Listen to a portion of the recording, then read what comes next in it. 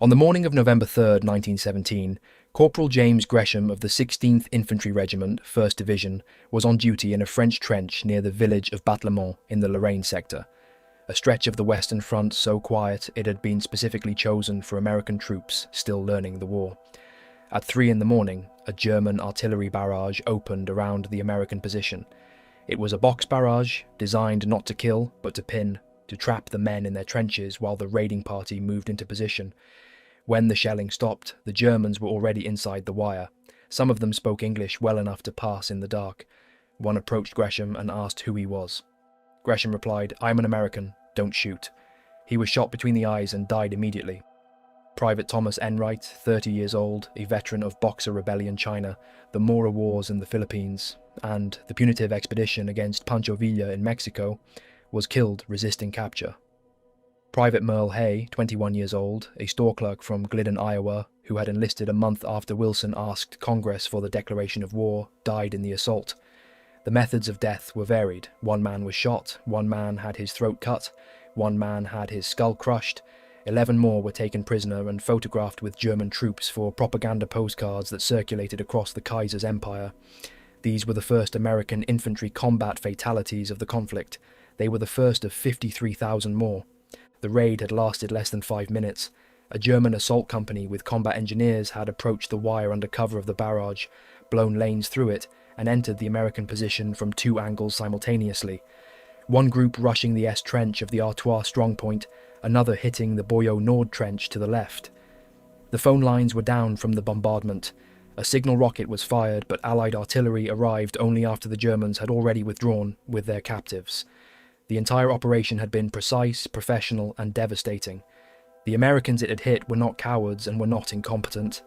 They were men who had been in France for less than 3 months, deployed in a quiet sector specifically to avoid exactly this kind of violence, forbidden from night patrols into no man's land by French commanders who wanted to keep them alive long enough to be useful. That restriction had worked against them. Without patrols into no man's land, there was no way to detect the raiding party forming in the dark. Captain George C. Marshall, who would, in a different war command all Allied forces, placed a significant part of the blame for November 3rd directly on that patrol prohibition. 3 weeks after the raid, the survivors of the 16th Infantry's Company F were going out into the dark in raiding parties of their own. The lesson had been received. It is worth pausing on that timeline. 3 weeks from suffering a raid to conducting one. The speed of institutional learning in the American units would become one of the defining features of the AEF's combat performance, compensating in part for the doctrinal chaos that came from the top. The story of how the United States came to fight a war of trench raids in 1917 and 1918 requires understanding first what the United States actually had available when it declared war on Germany on April 6, 1917. The answer was not very much. The Standing Army numbered approximately 127,500 officers and men, roughly equivalent in size to a single British corps on the Western Front at any given moment in the war's middle years. There was no general staff in the modern sense. There were no divisions as the European armies of 1917 understood the term. There was no doctrine for large-scale combined arms warfare and no domestic production of the weapons the European war had determined were essential: machine guns, modern artillery, aircraft, gas equipment, tanks. General John J. Pershing, appointed by President Wilson as commander of the American Expeditionary Forces in May 1917, arrived in France with a small staff to build a 2 million-man army from roughly nothing on a continent that had been at war for 3 years. French and British commanders, watching their armies bleed to death, pleaded for American troops to be fed immediately into depleted Allied divisions as individual replacements. Pershing refused categorically. The identity of the American army must be preserved. It would fight as an independent force under American command. The 2 million men would be assembled, trained, and deployed as a coherent army before being committed in force to battle. The French and British needed them immediately. Pershing was going to make them wait. This decision had strategic logic.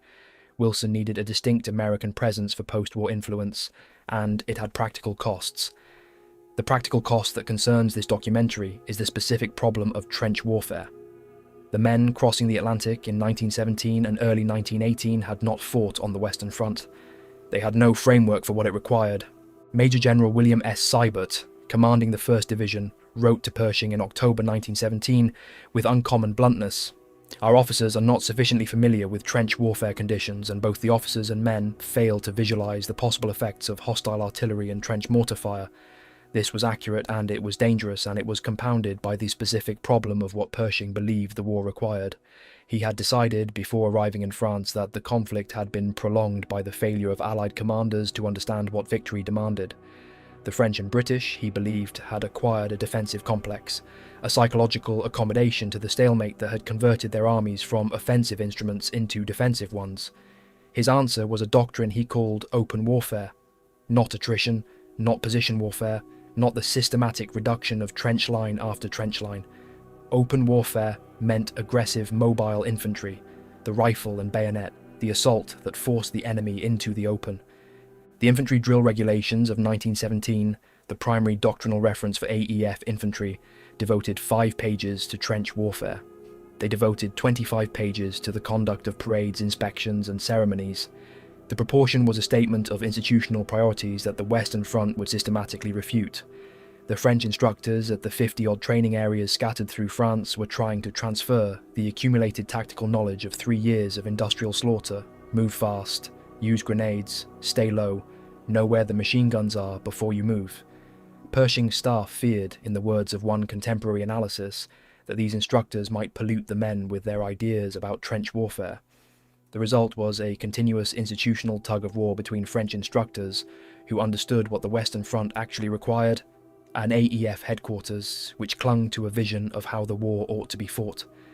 The men who went into the trenches resolved this dispute empirically. They learned what the French were trying to teach them, often at the cost of their lives, because the Western Front was not interested in Pershing's doctrinal preferences. The formal American arrival in the front trenches began in October 1917. The 16th Infantry Regiment had trained at Gondrecourt with the French 47th Chasseurs Alpins, the Blue Devils, since July 1917. The Chasseurs Alpins were mountain infantry, some of the most experienced close-quarter fighters in the French army, veterans of 4 years of the kind of fighting on the Vosges front that the Western Front's Flatland War made possible in different form. What they taught at Gondrecourt was not the theory of trench warfare, but its practice, how to listen in the dark for the sounds that meant a German patrol was forming in the wire, how to read the rhythm of German flares and move during the seconds of darkness between them, how to strip a raiding party to its essentials and cross no man's land without the rattle of equipment giving the position away. The infantry drill manual's 25 pages of parade formation instructions were irrelevant in the French training zones. The Chasseurs Alpins had no patience for irrelevance. The formal AEF training plan called for 1 month of acclimatization under French tutelage, a second month learning trench warfare tactics in a quiet sector alongside French battalions, and a third month training in open warfare tactics back behind the lines. This plan was followed more carefully for the 1st Division than for any subsequent formation. The 1st was the only AEF division that had sufficient time to complete the full program as prescribed. Subsequent divisions arrived faster and trained less. The army was building itself in the field while simultaneously trying to fight in that field, and the compromises were paid for in specific ways that specific men paid for with their lives. By mid-October, 1st Division battalions were rotating through French trenches in the Sommervilliers sector near Nancy, embedded with French units, learning the rhythms of trench life. The sector was quiet by design. The French had arranged for the American introduction to the front to occur in a low-activity zone, reasoning that too much violence too soon might produce the same psychological fracturing that had gripped the French army after the Nivelle offensive mutinies earlier in 1917. One American soldier during this early period, Private Quincy Mills, recalled, "I shot 6 Germans sneaking up on me one night, and when daylight came, they were all the same tree stump." The veteran European soldier knew what rats sounded like in the wire, knew the difference between a man crawling and a rabbit startled by moonlight. The American had to learn this by experience, and on the night of November 3rd, before he had fully learned it, the German raiding party found him. The Germans photographed their 11 prisoners and sent the images home as evidence that the new arrivals from across the Atlantic were manageable. One account of the aftermath records that German units later captured other early American prisoners and reportedly told them, "If only we could have met you in 1915 when we too were young." The implication was that the Germans' own optimism had been ground away by 4 years of industrial attrition, and they recognized in the Americans a quality of aggression and confidence they had once possessed themselves. The American eagerness for close combat was noticed by Allied commanders who had spent 4 years trying to generate exactly this quality in their own exhausted infantry. It was noticed with a different quality of attention by the German soldiers across the wire. The Western Front, the Americans entered in force from the spring of 1918 onward, was different in character from the front that had existed in 1915 and 1916.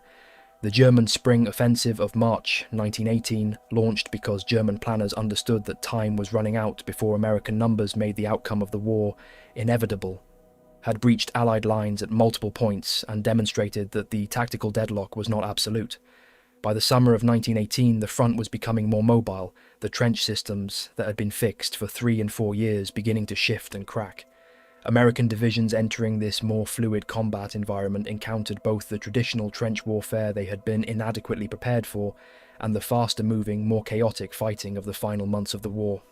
The close-quarter fight, the knife in the dark, the grenade thrown into the dugout, the pistol against the bayonet was as present in the Argonne Forest in October 1918 as it had been on the Somme in July 1916.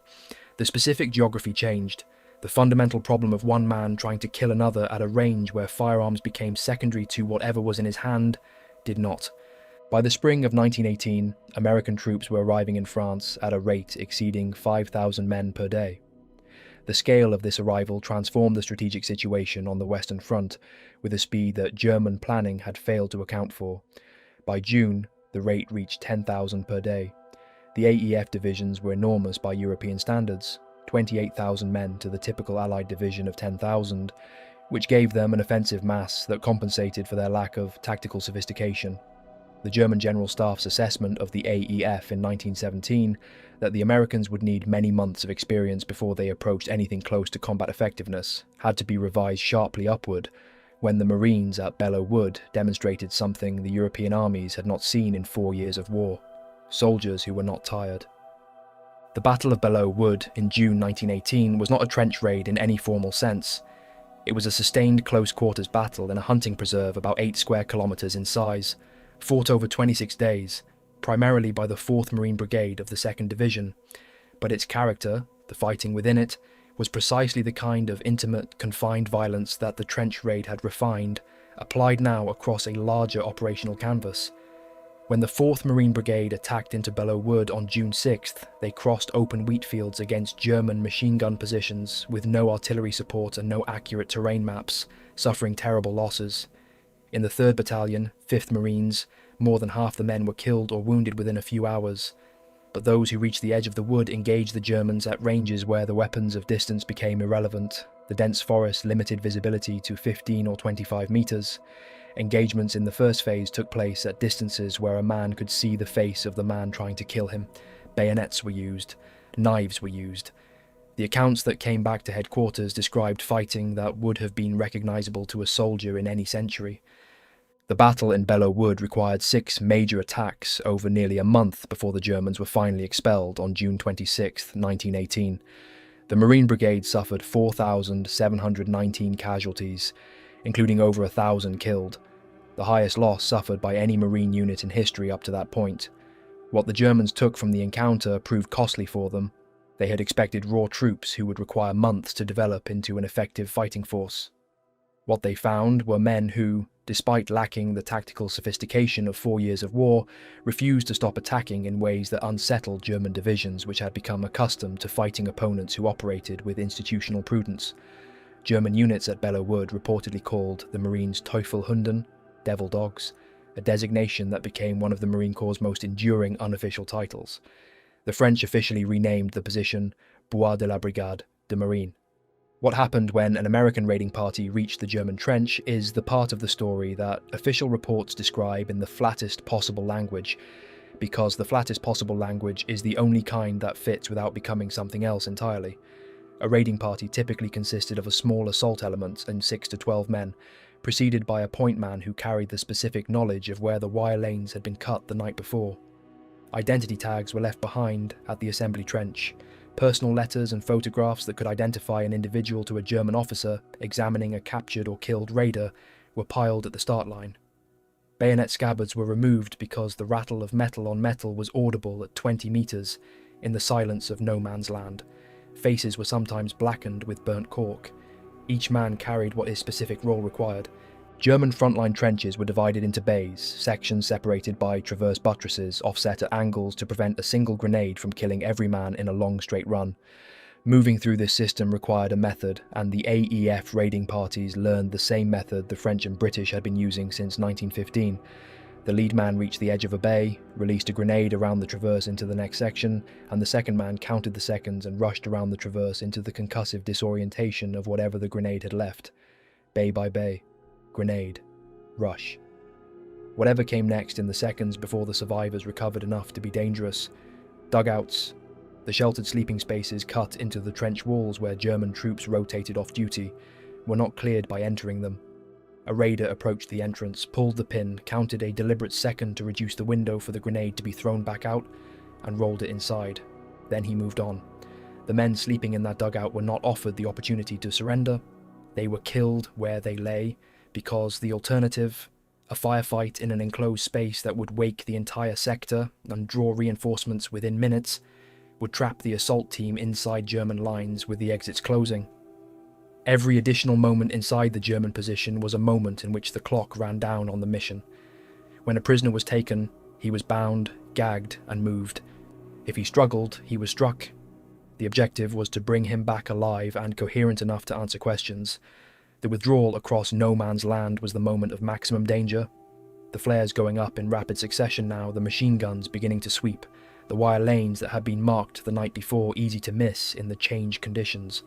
Men were wounded in the withdrawal, some were killed, some were left where they fell. The specific weapons American raiders carried reflected both the inherited knowledge of their allies and the distinctive cultural inheritance of a country where firearms had a history and meaning distinct from anything in Europe. The standard infantry rifle was the Springfield M1903, a bolt-action weapon of excellent accuracy representing the apex of the American marksmanship tradition. Some units received the M1917 Enfield instead. Both were superb rifles for a war of aimed fire at several hundred meters. Neither was remotely suitable for clearing a German trench in the dark at 3 in the morning. This was the fundamental problem that the weapons of the trench raid existed to solve. The M1911 pistol, a .45 caliber semi-automatic designed by John Browning, firing a cartridge whose stopping power at close range was not in question, was the standard sidearm. Every officer and NCO carried one. Many raiders carried two, often supplementing the M1911 with a captured German Luger or Mauser, or a .45 caliber M1917 revolver issued as production stopgap when M1911 output could not keep pace with the army's expansion. The logic of two pistols was tactical. In a German trench at 3 in the morning with no room to work a bolt and no time to reload, the question was how many rounds you could deliver before the situation resolved itself. Two pistols gave you more. The weapon that most clearly distinguished the American trench raider from every other nationality on the Western Front was the Winchester Model 1897 shotgun, fitted with a perforated steel heat shield over the barrel and a bayonet adapter for the M1917 bayonet. The Winchester 1897 lacked a trigger disconnector, meaning that if the trigger was held depressed and the slide worked rapidly, it would fire each time the action closed. Slam firing, soldiers called it. 5 rounds of WW1 buckshot, each shell containing 9 pellets of approximately .32 caliber, could be delivered in a burst that was devastating at the confined ranges of trench fighting. Soldiers called it the trench sweeper and the trench broom. Winchester delivered 19,196 Model 1897 shotguns to the government during the war. Remington delivered an additional 3,500 of its Model 10 in trench configuration. Concentrated among raiding parties and the men who preferred them, the shotguns made an impression. They were sufficiently effective that the German army responded with a formal diplomatic protest. On September 19, 1918, the US Secretary of State received a cablegram from Berlin.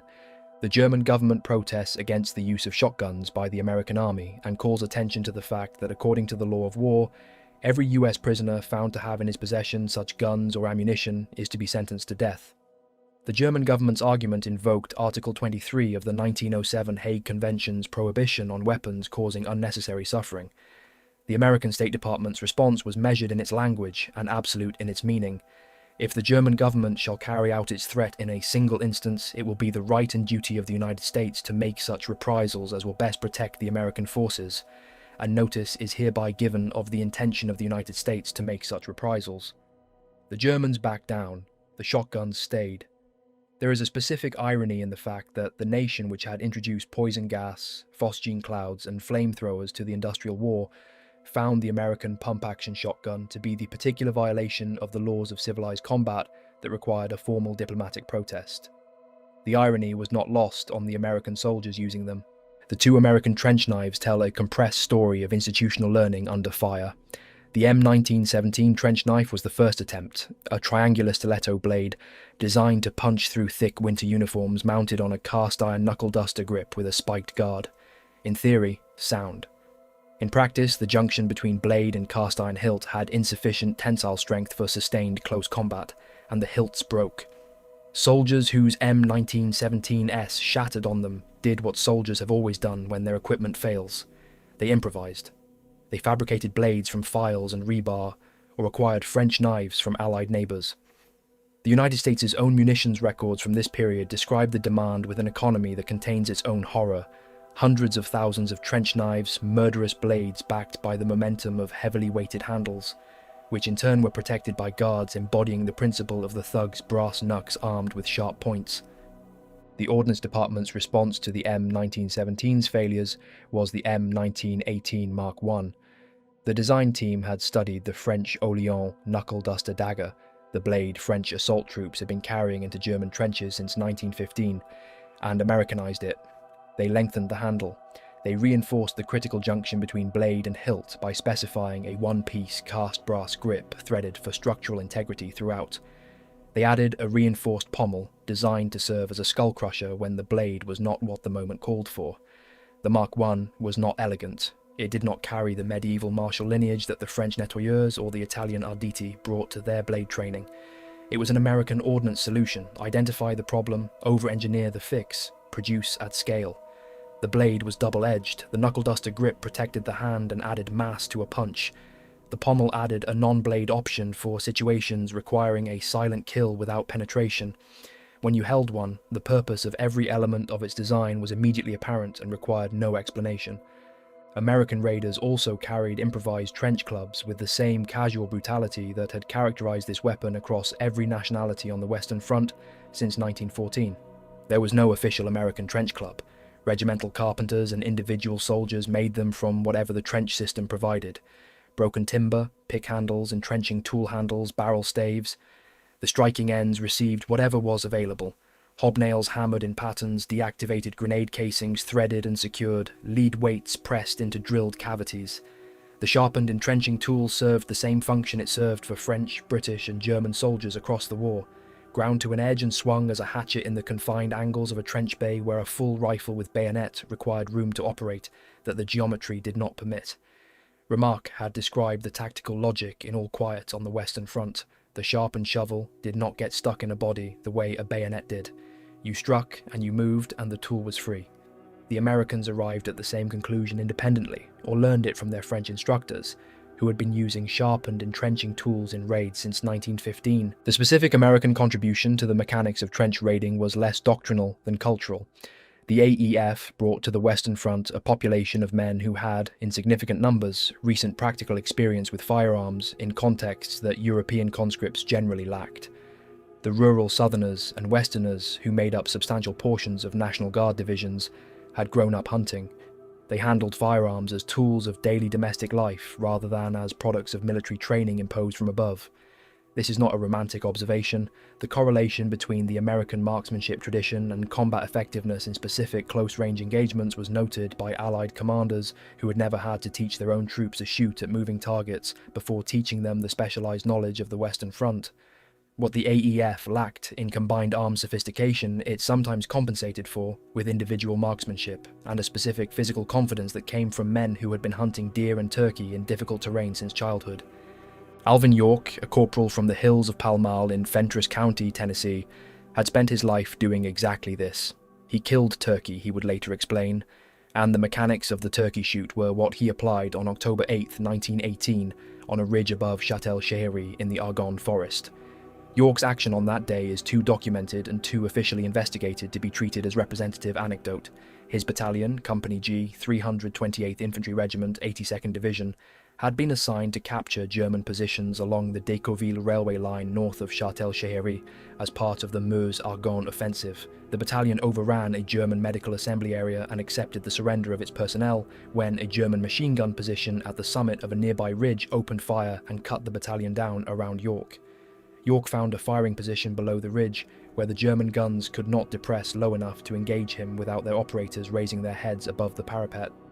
Every time a German head appeared, he shot it. When 6 German soldiers charged him with fixed bayonets from a trench on his flank, he drew his M1911 pistol and shot them in sequence back to front, the last man in the line first so that the falling bodies would not warn those coming behind. German Lieutenant Paul Jürgen Vollmer, commander of the 1st Battalion, 120th Landwehr Infantry, having emptied his own pistol at York without effect and having watched his casualties mount beyond the point of operational sense, offered his surrender in English. York accepted. He marched 132 German prisoners back to the American lines. His brigade commander remarked that he appeared to have captured the whole German army. York replied that he got only 132. Marshal Ferdinand Foch, the Supreme Allied commander, later told York that what he had done was the greatest thing accomplished by any soldier of all the armies of Europe. That judgment deserves examination. Foch had commanded armies where French soldiers held positions at Verdun under bombardment that killed 300,000 men on both sides over 10 months. He had coordinated the Allied response to the German spring offensive. He had seen the Moroccan division storm Vimy Ridge, watched the Arditi swim the flooded Piave River at night with knives in their teeth at a casualty rate exceeding 60% among 82 men in a single campaign. The greatest thing accomplished by any soldier in all the armies of Europe was, in his assessment, a Tennessee deer hunter shooting German machine gunners from below a ridge because they had to raise their heads to find him, and every time they raised their heads, he shot them. What Foch was recognizing was that the specific skill York possessed, patience, eye, the instinctive understanding of concealment and line of fire acquired in wooded hill country, was something that 4 years of the most intensive military training the European powers had ever attempted had not been able to generate on demand in their own soldiers. Major Theodore Roosevelt Jr., son of the former president, represents a different aspect of American raiding culture. Roosevelt commanded the 1st Battalion of the 26th Infantry Regiment, 1st Division. On June 26, 1918, he planned and executed a raid against German positions near Cantigny, attacking at 3:15 in the morning. His soldiers came through the wire and swept through German trenches, exiting with 33 prisoners and command post documents. The 1st Division had, by mid-1918, become one of the most effective raiding divisions in the AEF. By June, they had been in France for a year, had absorbed the French training that Pershing's doctrine had tried to limit, and had developed the institutional muscle memory that only comes from repeated operations in a specific environment. The German positions at Cantigny were not held by soldiers who expected what arrived at 3:15 in the morning. They were held by men who, by June 1918, had been told repeatedly that the Americans were not yet ready to be feared. Lieutenant William Bradford Turner of the 27th Division was from Garden City, New York, a 1914 graduate of Williams College, where he had lettered in football, basketball, and baseball. He was a powerful man and an experienced athlete. On September 27, 1918, near Ronsoy, France, Turner led a company-sized group forward in what began as a trench raid and escalated into a sequential assault that captured 4 successive lines of German trenches. Contemporary accounts describe his fighting in language that the medieval soldier would have recognized. When Turner was shooting with his pistol in his left hand, he swung his right at a man who attempted to stab him and knocked the German down. Private Zert jumped into the trench and bayoneted the fallen man, and the 2 of them back-to-back cleared the trench with grenades before moving to the next position. Turner killed at least 16 Germans personally in this action. He was wounded 3 times. He was killed in the 4th German trench line, defending against a counterattack. He received the Medal of Honor posthumously. He had written to his family 6 days earlier, "Everyone must kill at least 1 Hun before he will have paid for his transportation." The 36th Division, drawn from the Texas and Oklahoma National Guards, organized at Camp Bowie near Fort Worth in July 1917, distinguished by the arrowhead and T-patch that declared its origin, reached the Western Front in July 1918 and went into combat under the French Fourth Army in the Champagne sector in October 1918. On the night of October 6th, units of the 71st Brigade began relieving the 2nd Division on an irregular line between St. Etienne and Media Farm. On October 8th, the 141st and 142nd Infantry Regiments attacked. The casualties in a single day of fighting on October 8th, 66 officers and 1,227 men. The division's total Meuse-Argonne advance was 13.8 miles. Prisoners captured, 813. Material captured, 3 pieces of heavy artillery, 6 pieces of light artillery, 17 trench mortars, and 277 machine guns. 2 members of the 36th Division received the Congressional Medal of Honor. These numbers represent a formation of Texas and Oklahoma National Guardsmen who had been in France for less than 4 months, fighting under French tactical command in terrain they had not chosen, against positions they had not prepared to assault.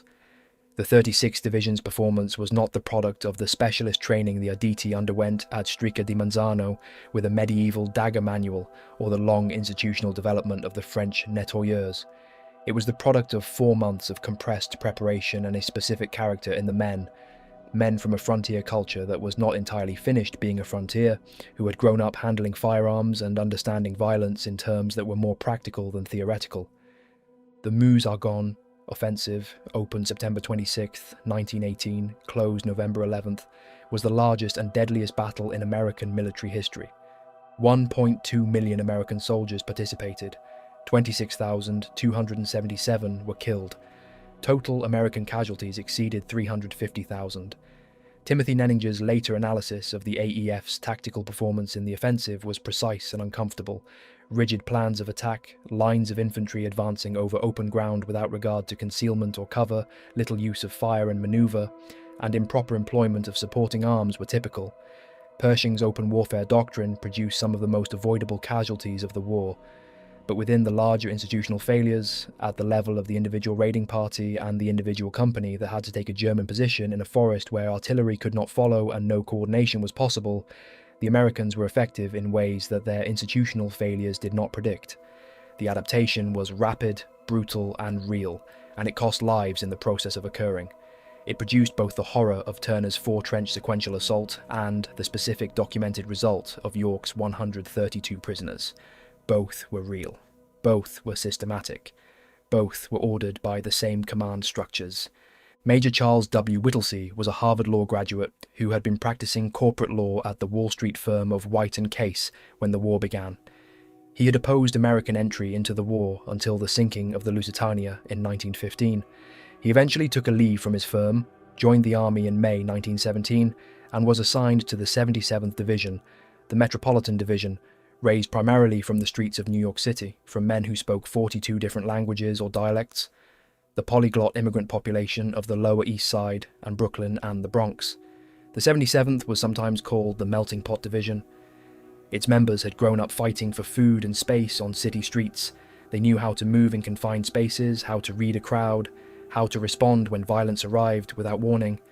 These were not the skills prescribed by the infantry drill regulations. They were, it turned out, surprisingly applicable to the specific conditions of the Argonne Forest. By September 1917, Whittlesey was a major in command of a battalion. The Argonne Forest itself deserves attention as a fighting environment, because it was unlike anything else on the Western Front in 1918, and unlike anything in the training that had prepared the Americans for what they found there. The forest had been in German hands since the opening months of the war. In 4 years of occupation, the Germans had converted it into one of the most comprehensively fortified defensive positions on the entire Western Front.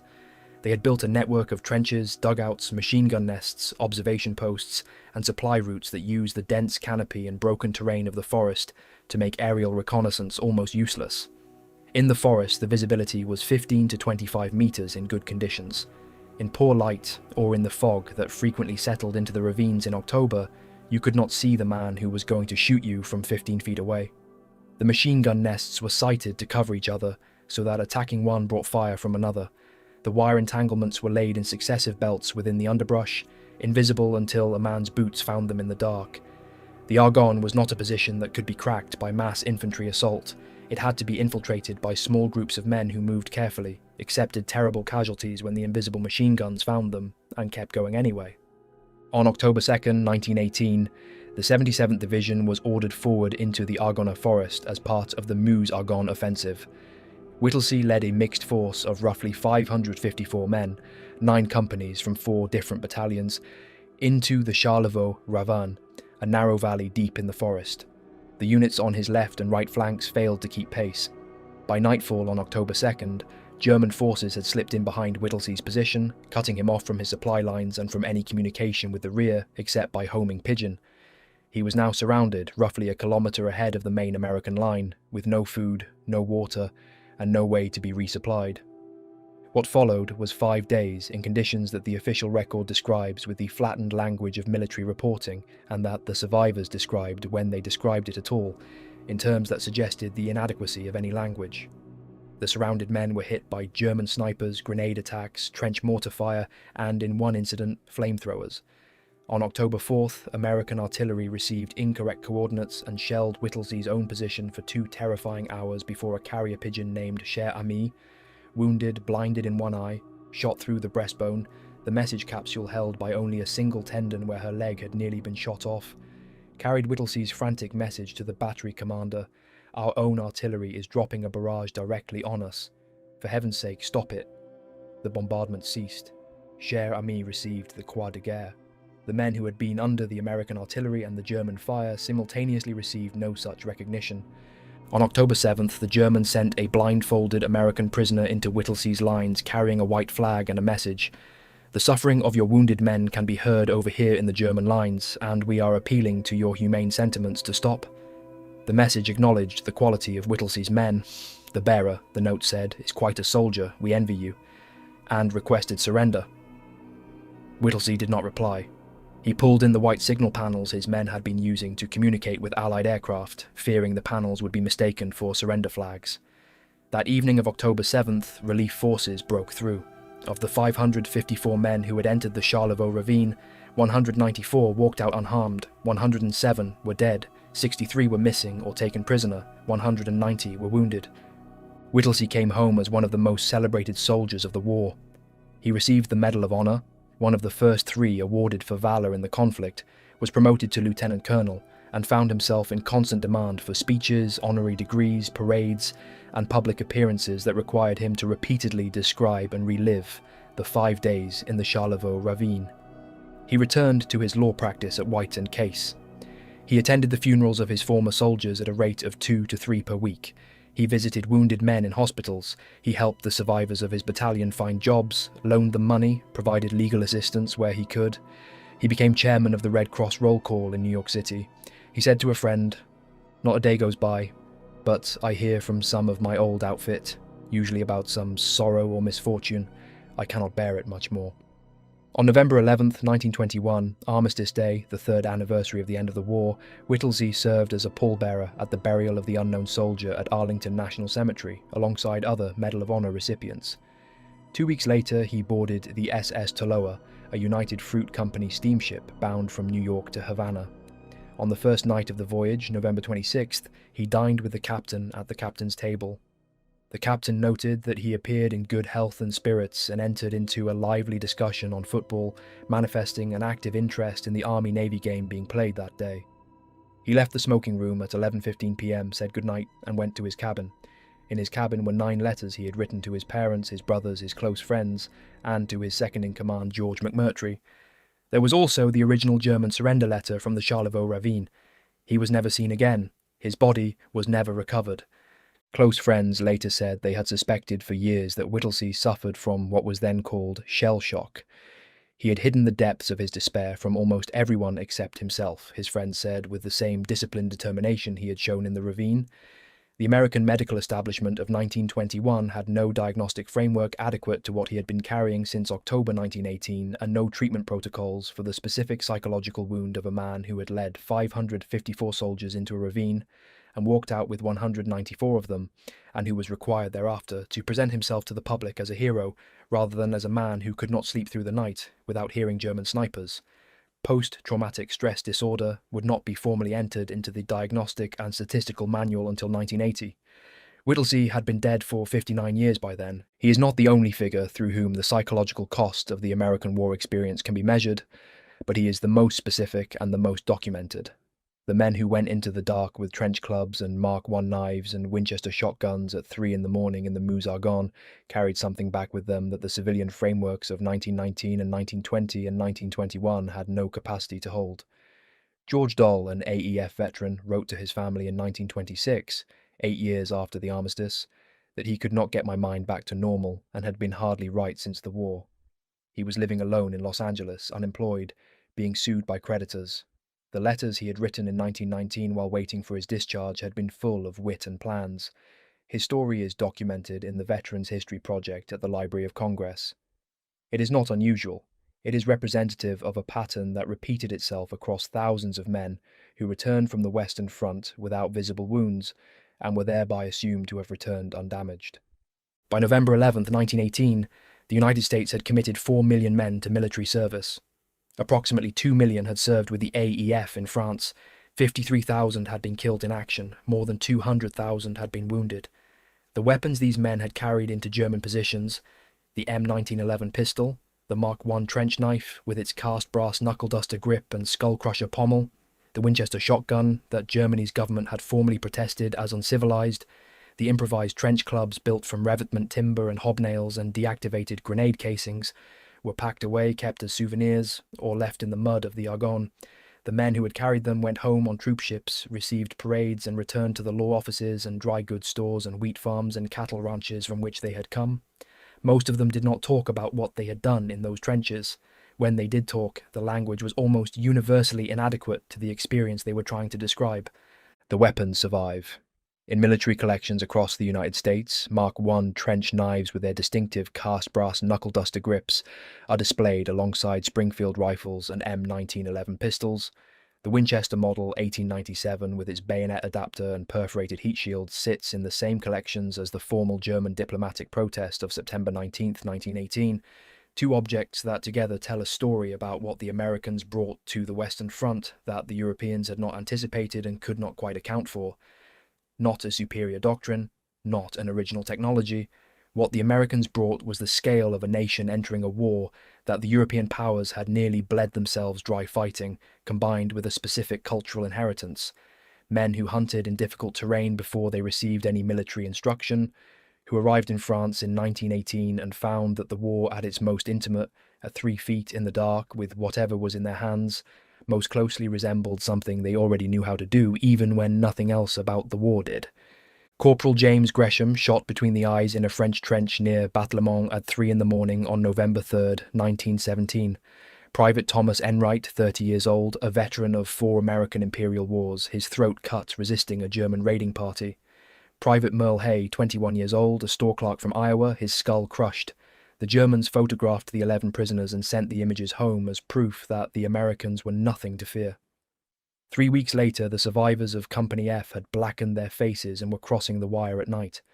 By October 1918, a Tennessee deer hunter was applying the mechanics of a turkey shoot to a German machine gun battalion in the fog and mud of the Argonne, and the Supreme Allied commander told him it was the greatest thing accomplished by any soldier in all the armies of Europe. By November 26, 1921, the commander of the Lost Battalion, a Williams College and Harvard law man who had led 554 men into a ravine and brought out 194, was arranging 9 letters on his bunk aboard a steamship bound for Cuba and walking out onto a dark deck for the last time. The war was not over when the armistice was signed. For the men who came back from those trenches, it was never entirely over.